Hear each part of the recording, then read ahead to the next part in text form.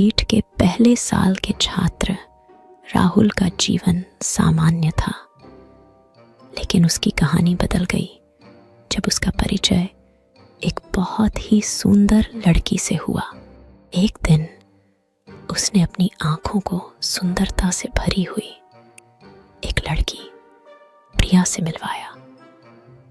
प्रिया राहुल की कक्षा में ही थी, लेकिन उसका चेहरा और उसका स्वभाव वहां के छात्रों से अलग था। राहुल ने उसके साथ बातचीत करना शुरू किया और जल्दी ही उसे एक नई दुनिया का दरवाजा खोलने का मौका मिला, क्योंकि प्रिया बहुत ही चालाक और समझदार लड़की थी। उसकी चालाकी में एक अलग ही बात थी जो राहुल को बहुत पसंद आई। उसकी बातचीत में भी विशेषज्ञता थी और उसने राहुल को हमेशा हंसी और आत्मविश्वास के साथ मिलते रहने का मौका दिया। राहुल को जल्दी ही महसूस हुआ कि प्रिया एक अद्वितीय व्यक्तित्व की लड़की है। उसके चेहरे पर हमेशा हंसी रहती थी और उसका विचारशील स्वभाव उसे बहुत खुश करता था।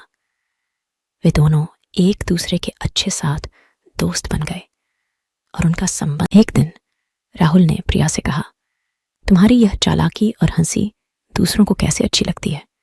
सीमा मुस्कुराई और कहने लगी, राहुल, जीवन को हमेशा खुश रहने का तरीका है हंसी और आत्मविश्वास, और इन दोनों तरीकों से ही जीवन को संवारा जा सकता है। फिर उन दोनों ने मिलकर एक सामूहिक परियोजना में भाग लिया, जिसमें वे अपनी चालाकी और मजबूती से काम करने लगे। उन्होंने एक नई योजना बनाई और उसे सफलता की ऊंचाइयों तक पहुंचाया। उनकी चालाकी और सहयोग ने उन्हें आपसी बंधन। राहुल के जीवन में प्रिया ने नई ऊर्जा और जोश भर दिया।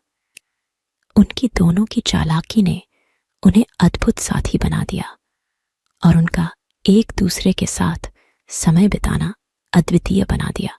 इस कहानी से हमें यह सीखने को मिलता है कि कभी-कभी जीवन को हंसी और चालाकी से लेना ही होता है और यह साथी को सजीव बना देता है।